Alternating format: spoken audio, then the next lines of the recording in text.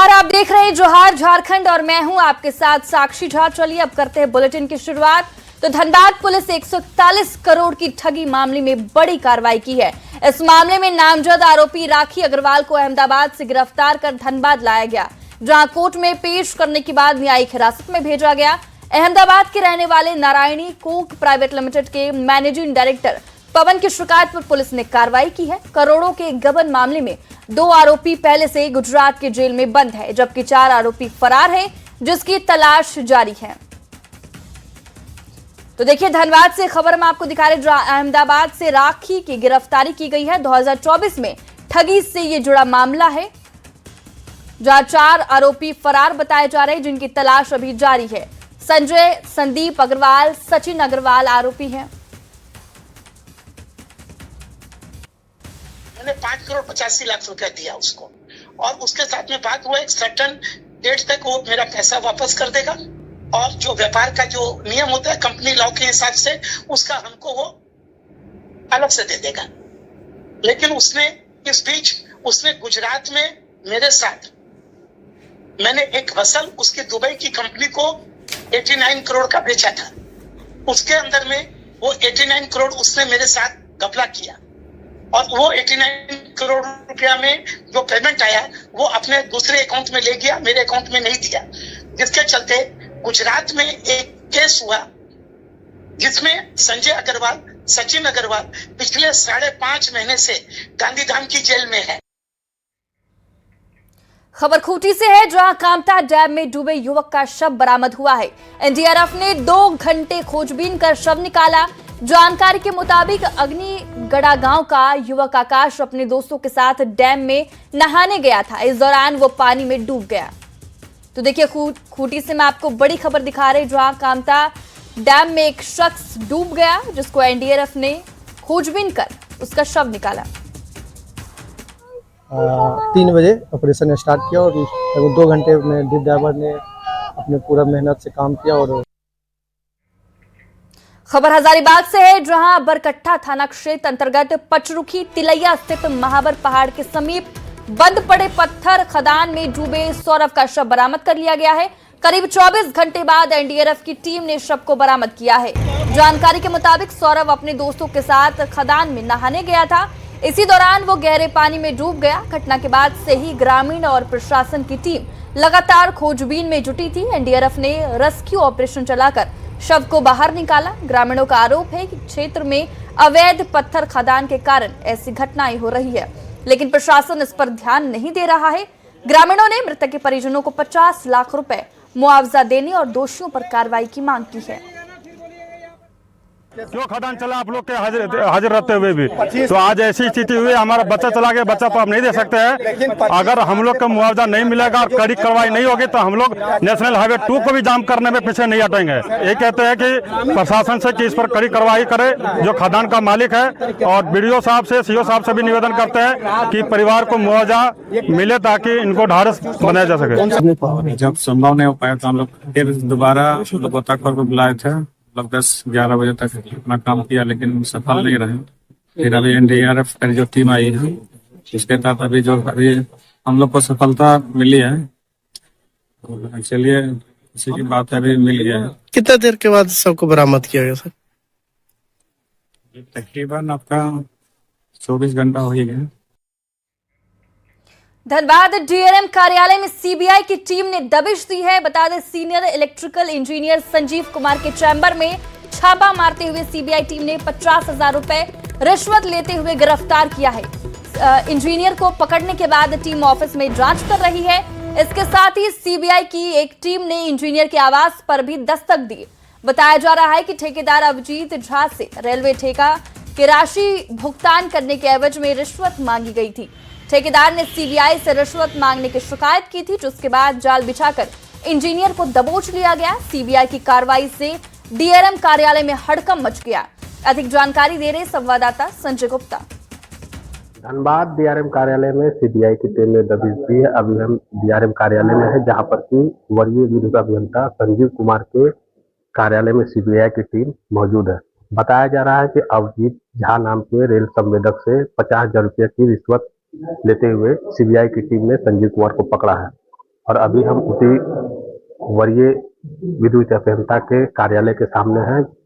ठीक इसके अंदर जो है सीबीआई की टीम पूछताछ कर रही है, वहीं एक टीम विद्युत अभियंता के आवास पर भी दबिश दी हुई है। बताया जा रहा है कि रेल संवेदक के द्वारा अवधीजीत झा से रेल टेंडर को लेकर 50,000 रुपये की मांग की गई थी और उसी के एवज में अवधीत झा ने सीबीआई से शिकायत की थी और जिसके बाद सीबीआई की टीम ने यहां पर कार्रवाई की है।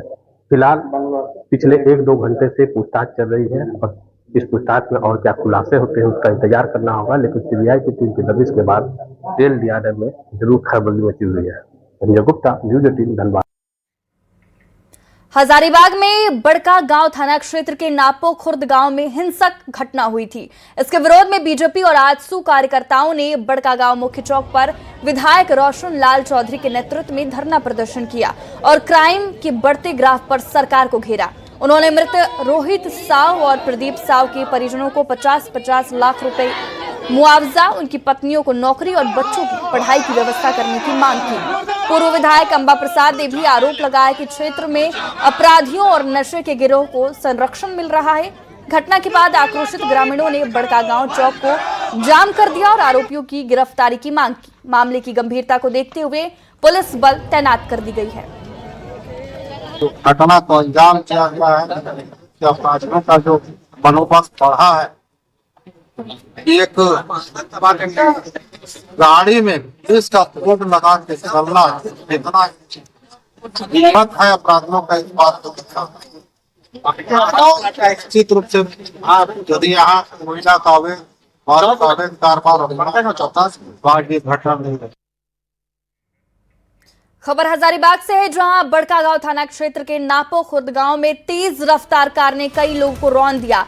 कार की चपेट में आने से 2 लोगों की मौत हो गई, जबकि 6 लोग गंभीर रूप से घायल हो गए, जिनमें 2 का इलाज RIMS, 2 Sheikh Bhikhari medical college अस्पताल हजारीबाग और 2 का निजी अस्पताल में चल रहा है। घटना के पीछे का कारण आपसी रंजिश बताया जा रहा है। जानकारी के मुताबिक पिछले दिनों कुछ लोगों ने मृतक रोहित साव की किसी बात को लेकर अनबन हो गई थी। 2 गाड़ियों को भी आग के हवाले कर दिया गया था। फिलहाल पुलिस ने कार को कब्जे में लेकर आगे की कार्रवाई शुरू कर दी है। सरकार से यही बोलते हैं कि सहयोग कीजिए, सपोर्ट कीजिए और उसके बाद छोटा बच्चा है उन लोग को कहा जाएगा। सिर्फ देखने गए थे? देखने के लिए हम अपने घर में थे तो फोन की वही लगभग 12 बजे रात को। अच्छा, ये काम हुआ था 11 बजे हो गया था। अच्छा, तो 12 बजे फोन आपको सूचना 12 बजे मिली? 12 बजे मिला तो वहाँ तो देखते सब जल के, चाची सब उतारी थी तो वही सब जला हुआ था। कौन लोग किया अभी तक पता नहीं है? इसके बारे में तो हमको पूरा जानकारी नहीं है। जैसे और भी आगे कांड हुआ कुछ। हाँ। एक किनकी गाड़ी थी? आप ही लोग की थी क्या? मेरे चाचा का। देखें कि हमको यहाँ पूरा मकान टूटा हुआ है, ठीक है। उसके बाद हम नहीं खोले, हम सोचे कि हाथी आ गया कार मार दिया, ठीक है। हम हाथी के चलते फिर हम ऊपर में चल गए छत पर, और जब छत पर चल गए तब देखते हैं कि यहाँ गाड़ी और पोल मेरा लाइन पूरा एकदम टूट के फट गया है। राज्य में करीब 100 करोड़ की लागत से बन रहे सीएम हाउस पर झारखंड की सियासत गरमाती दिख रही है। बीजेपी ने 100 करोड़ की लागत से शीश महल बनाने और फिजूल खर्ची का आरोप लगाया है, तो कांग्रेस ने सीएम आवास को निजी आवास मानने से इनकार करते हुए हर मुख्यमंत्री के लिए कॉमन निर्माण की बात कही है। पूरी खबर इस रिपोर्ट में।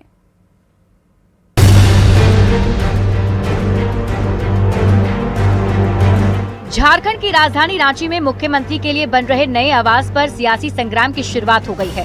बीजेपी ने आरोप लगाया कि एक तरफ जनता बुनियादी जरूरत के लिए संघर्ष कर रही है, तो दूसरी तरफ सीएम के लिए करीब 100 करोड़ रुपए खर्च कर शीश महल बनाया जा रहा है। बीजेपी ने हेमंत सोरेन पर अरविंद केजरीवाल की राह पर चलने का आरोप लगाया।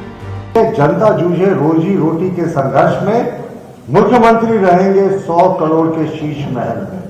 मुख्यमंत्री झारखंड के मुख्यमंत्री हैं, आदिवासी मूलवासियों के मुख्यमंत्री हैं, खुद को कहते हैं गरीब गुरबों की सरकार है, लेकिन 100 करोड़ का उन्होंने शीश महल बनाने का बजटरी प्रोविजन किया है। एक नजर डालते हैं सीएम के लिए बन रहे नए आवास पर। जानकारी के मुताबिक करीब 47 करोड़ की लागत से इसका निर्माण किया जा रहा है, जिसमें सभी खर्च मिलाकर 69 करोड़ रुपए हो जाएंगे। इसमें 2 करोड़ का फाउंटेन लगेगा, साथ ही 2 करोड़ 63 लाख की लागत से गार्डन भी बनाया जाएगा। एसीएम हाउस में स्विमिंग पूल के साथ दूसरी सभी सुविधा भी मौजूद रहेगी। भवन निर्माण विभाग में सामान्य तौर पर 25 से 30% लागत में इजाफा होता है। ऐसे में प्रोजेक्ट के 100 करोड़ रुपए से भी अधिक की होने की संभावना है।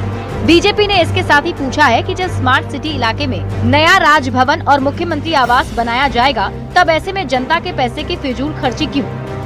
जहां पहले से मंत्री, मुख्यमंत्री, माफ कीजिएगा, विधायक, विधानसभा, हाईकोर्ट सब चीज बनी हुई, तो जब अल्टीमेटली विधानसभा के आसपास ही मुख्यमंत्री आवास और राजभवन को कालांतर में बनना है, आने वाले समय में जब उसको बनना है, तो फिर 100 करोड़ का शीश महल मुख्यमंत्री जी क्यों अपने लिए खुद बनवा रहे हैं? भारतीय जनता पार्टी के प्रवक्ता ने कहा कि 100 करोड़ रुपए की लागत से मुख्यमंत्री का आवास का निर्माण कराया जा रहा है।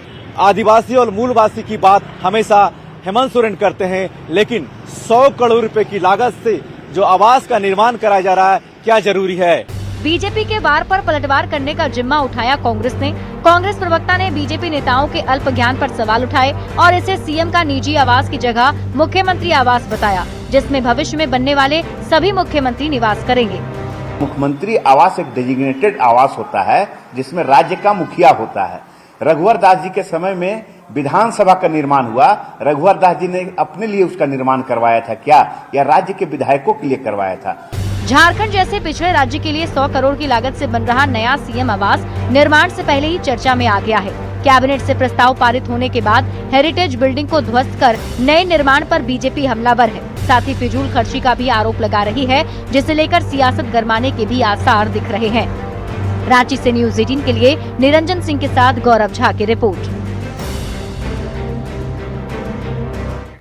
दुबई में फंसे यात्रियों के लौटने का सिलसिला जारी है। इन्हीं में एक है खूंटी के नैतिक अग्रवाल, जिनके वापसी से घर में खुशी का माहौल है।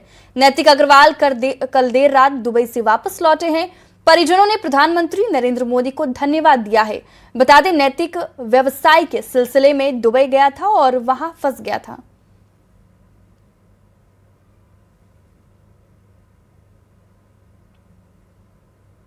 बहुत खुश हुए जब पता चला कि हमारी फ्लाइट हो गई, और फ्लाइट में बैठने के बाद तो खुशी का कोई ठिकाना ही नहीं था। फिर हम लोग दिल्ली आ गए, फिर बस दिल्ली से मेरी फ्लाइट थी रांची तक की। फिर कल रात बस मोदी सरकार को धन्यवाद कहना चाहूँगा। उन्हीं की वजह से आज हम घर पे वापस आ पाए, क्योंकि और भी मुल्क के लोग वहाँ पे थे जो फंसे हुए थे, बाहर मुल्क के और बहुत सारे लोग वहाँ पे। चाईबासा के गोयल केरा क्षेत्र में स्थित समीर आश्रम में शंकराचार्य सदानंद सरस्वती ने 3 जिलों के 250 लोगों की सनातन धर्म में वापसी कराई। शंकराचार्य ने लोगों को सामूहिक रूप से सभी लोगों को हिंदू धर्म ने वापसी का संकल्प कराया। इसके साथ ही पवित्र गंगा जल छिड़क कर शुद्धिकरण किया गया। स्वधर्म में वापसी करने वाले लोगों के बीच आश्रम की ओर से वस्त्र और अन्य का वितरण भी किया गया। मौके पर शंकराचार्य ने कहा कि धर्म शाश्वत होता है और इसका परिवर्तन नहीं हो सकता है। जगत गुरु शंकराचार्य जी के समक्ष प्रतिज्ञा लेते हैं, हम किसी धर्म में नहीं जाएंगे, किसी पंथ में नहीं जाएंगे। धर्म की। देश की प्रतिष्ठित सिविल सेवा परीक्षा यूपीएससी के घोषित परिणाम में साहिबगंज की बेटी निहारिका सिन्हा ने सफलता हासिल कर जिले का नाम रोशन किया है। साधारण परिवार से आने वाली निहारिका ने अपने दूसरे प्रयास में 365वीं रैंक प्राप्त कर ये मुकाम हासिल किया। निहारिका साहिबगंज नगर के कृष्णा नगर निवासी निरंजन सिन्हा और शबनम कुमारी की बड़ी पुत्री है। उनके पिता पेशे से दर्जी हैं, जबकि माता स्वास्थ्य विभाग में अनुबंध पर नर्स के रूप में कार्यरत है। सीमित संसाधनों के बावजूद माता पिता ने बेटी की पढ़ाई में कभी कमी नहीं आने दी। निहारिका अपनी सफलता का श्रेय माता पिता, गुरुजनों और अपनी मित्र ऋतु महावर को देती है, जिन्होंने हर कदम पर उनका साथ दिया।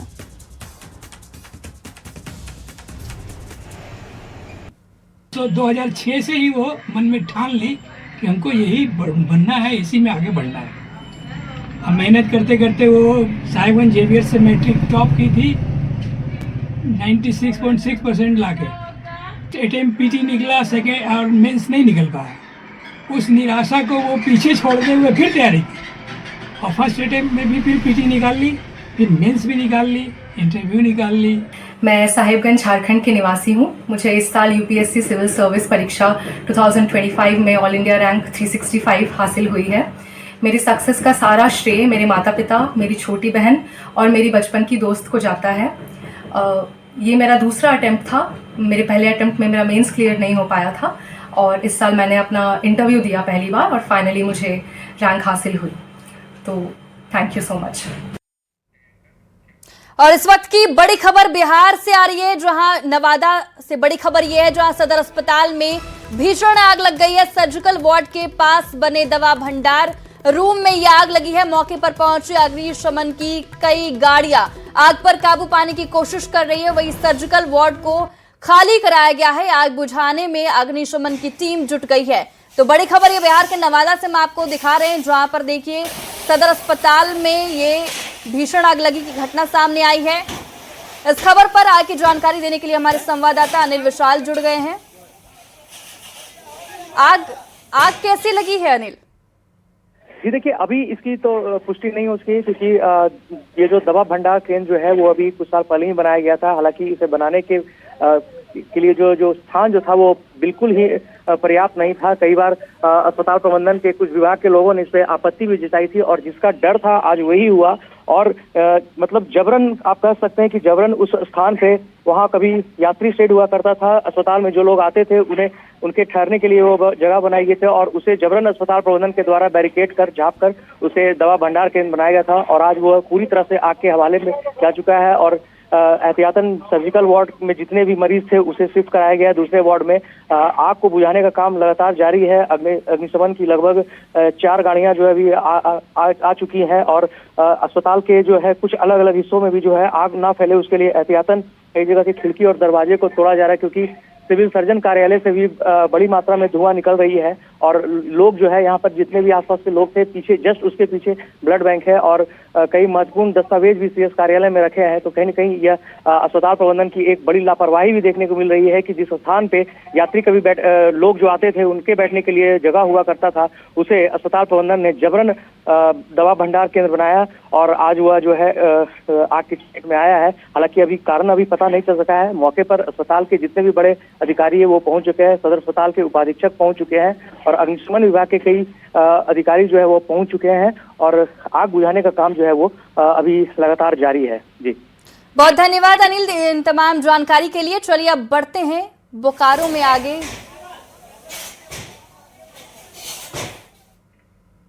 तो बोकारो हवाई अड्डे से उड़ान सेवा शुरू करने को लेकर हर महीने होने वाली कोऑर्डिनेशनल बैठक 2 महीने बाद सर्किट हाउस में हुई। इसमें बोकारो स्टील के अधिकारी मौजूद रहे। उड़ान सेवा शुरू करने को आ रही दिक्कतों पर चर्चा हुई। डीसी अजय नाथ ने सभी परेशानी को 15 दिन में खत्म करने की बात कही। कहा, हमें आशा है कि जल्द बोकारो से उड़ान सेवा शुरू होगी। कोऑर्डिनेशन के कुछ इश्यूज हैं जो एयरपोर्ट अथॉरिटी और बीएसएल के बीच हैं, कराए जाने हैं, उन सब पर बातचीत हुई है। लगभग अगले 10 से 15 दिनों के अंदर कुछ पॉजिटिव परिणाम होगा कि इन लोगों का जो कोऑर्डिनेशन है, जो इश्यूज हैं, वो रिजॉल्व कर लिए जाएंगे।